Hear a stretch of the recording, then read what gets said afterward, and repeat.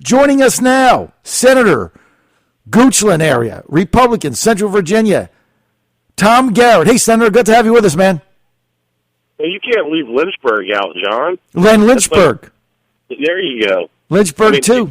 It's not just the Goochland Bulldogs. We got the best AA football in the state between Amherst and Goochland and Fluvanna and Louisa. And we got some pretty strong single A programs, too, with Buckingham and Cumberland and Appomattox in there, man. It's football country. It is football country, and playoffs are starting this coming weekend. And now I always forget that you also represent the Louisa area. Why do I always forget that? Louisa, great area, and you represent that, and represent a very Republican area. Tom Garrett reelected on Tuesday with 99.9% of the vote. Good job. Takes the Dodgers same numbers. That's something like that. Ran unopposed, and I think somebody had written in their son or something. So I think the number one write-in getter was John Fredericks. Yeah, it probably was. I know I did. There was some precinct, somebody told me, in Northern Virginia, there was a school board race, and I got 10 write-in votes. Don't ask me how that happened, or maybe it was some other John Fredericks. But somebody emailed me that on Wednesday. I was like, what? So, hey, our name gets out there. What can I say?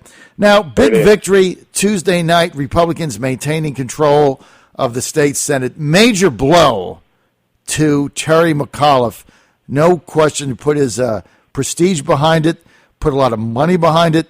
Put his a lot of political capital behind winning the state Senate. Did not win. Came up short on that. So Republicans maintain control.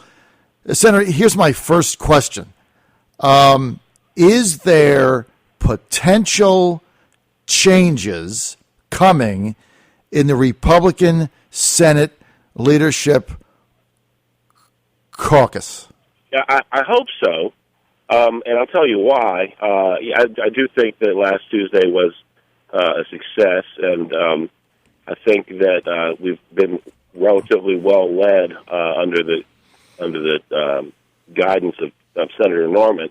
But John Watkins said in the newspaper yesterday that consolidating the chairmanship and the floor leader status of the majority party and being the chair of the finance committee is a little bit too much power, that maybe one person shouldn't have all that. The last time that happened, I believe, was under John Chichester, and that ended with the largest tax increase in Virginia history. So I've spoken to Senator Norman about this, and certainly hold him in high regard for many of his accomplishments. But I candidly, and told him this privately, I'll say it publicly, am in the anybody but Senator Norman to lead the Republican caucus camp right now.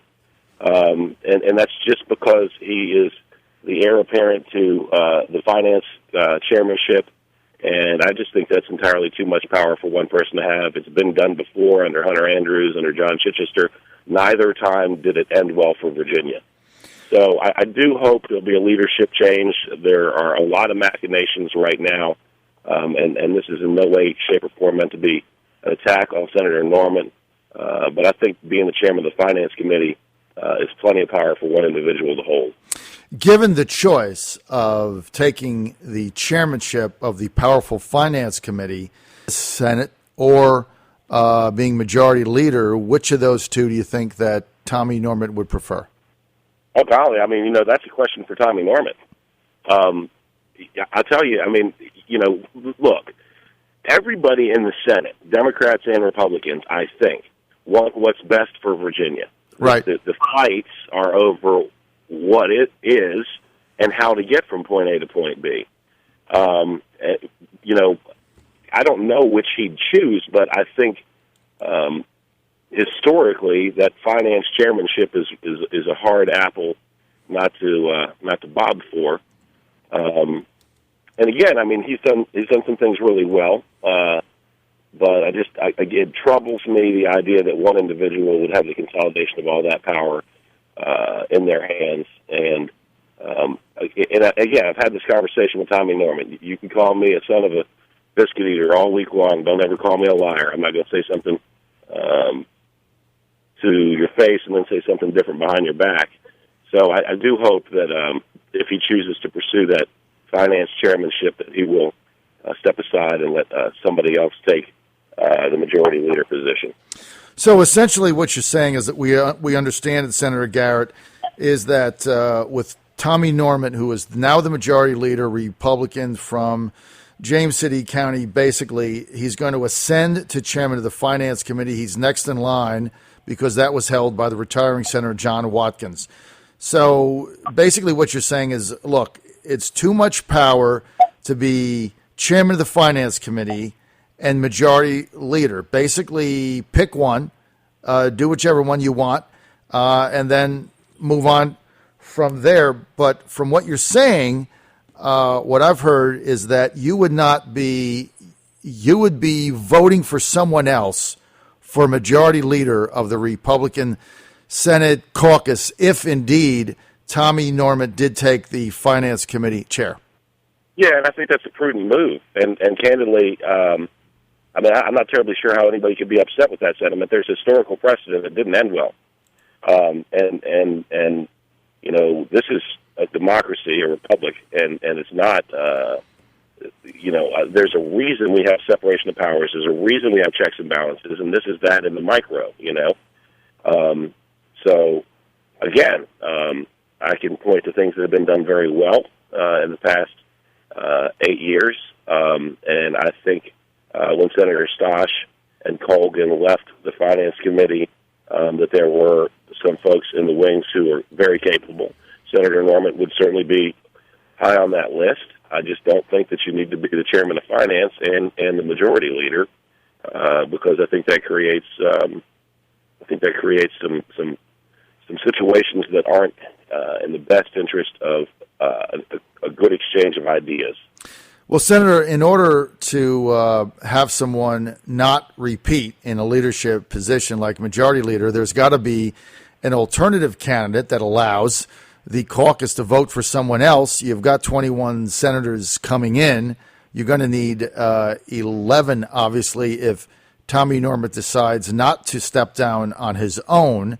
Is there a candidate that might emerge? Well, there are a number of candidates that might emerge. It's fun being a Republican because let's talk about, and I'm not changing the subject. Go ahead. Let's talk about the nominating contest for presidential candidates right now. And we got a socialist and Hillary Clinton and Martin O'Malley's flexing his muscles in the background, literally. Mm-hmm. But the Republicans have got, 15 or 16 good choices. And it's the same way in this circumstance. I mean, I wouldn't presume to be a candidate because I've been in the Senate for a whopping 4 years. But there are a lot of folks who've been around for longer who I think could do a great job. If you want me to start naming names, I can name names. Joe Vogel, Mark Obenshane, Bill Stanley. I guess I could keep going if you press me. Frank Ruff, Frank Wagner. Again, this is about not allowing one person to consolidate all the power in the Senate in one set of hands. I think Stanley's the one to beat. That's just my conjecture and narrative and commentary. Nothing based on what you said, but if you look at the job Bill Stanley's done down there politically, beating Roscoe 4 years back, and then winning with an overwhelming majority, I think Stanley might emerge. He might be the one to beat. What do you think? I don't think anybody's made Roscoe look so bad since Bo and Luke Duke were driving the General Lee. Let's talk about, very quickly, 2016 General Assembly. Tom Garrett's key objectives, what are they? Well, success has 1,000 fathers and failures an orphan. I like to look at what's being done other places. I believe North Carolina just passed a bill outlawing sanctuary cities. I've got one in the hopper that would do the same thing, essentially would withhold state funds from cities who decided that they didn't care about whether or not one was legally present. We have a very ambitious plan focused on higher ed that would allow various colleges and universities throughout the state to offer full rides to the highest achieving students in high schools in their geographical areas, and thus rewarding actual achievement and merit, and trying to keep kids closer to home, because one of the problems we face in rural areas and smaller parts of the state is really a brain drain, a flight of talent away. And, if I can keep a talented student at Longwood College as opposed to having them go out of state to UNC by virtue of rewarding their achievement, I want to do that. So, ed reform and just rule of law things have really kind of been a focus of our office for the last 4 years, and they'll continue to be. Okay, now let me ask you this point blank. Senator Garrett, Republican, 22nd District of Virginia. By the way, I like your plan on eliminating the sanctuary cities option from Virginia like they did in North Carolina. I would think that would have a lot of legs. So, Tom Garrett, you had no opposition in this past election in November. Could there be a run for statewide office in Senator Tom Garrett's immediate 2017 future? I hadn't ruled it out. One of the things that intrigues me specifically about the office of governor in Virginia is the fact that we do have a line item veto. The governor has the ability to go through the budget and cut with specificity. Last year, we heard a lot about revenue shortfalls, and yet somehow we found $1.5 million to spend on tents. Now, I'm not that good at math, but by my math, that's a $500 a year raise for 3,000 teachers, or 1,000 troopers, 1,000 deputies, and 1,000 teachers. Why on earth are we buying tents when there's quote-unquote revenue shortfall, as opposed to working on transportation, education, public safety, public health? I can't answer that. And if I had the opportunity to serve as governor, I can guarantee you that some of those spending items around the edges that don't get noticed, that budget last year passed 39-1. I'm the one. I don't know why we were spending that money on stuff that was outside the purview of state government when we had legitimate needs in education and public safety. And so what an incredible opportunity to clean up the Virginia budget it would be to serve in the capacity of chief executive. So, yeah, we're looking at it, and we'll see how things play out. I've had a couple people tell me that, hey, you should stick around a little longer and do some more things, and that's all well and good. But God, if you want to see me motivated, tell me I can't do something. That's exactly it. We're out of time, 8:57. We want to thank Senator Tom Garrett for being with us. Senator Tom Garrett, Republican, Central Virginia, mulling a run for governor 2017. Keep it right here.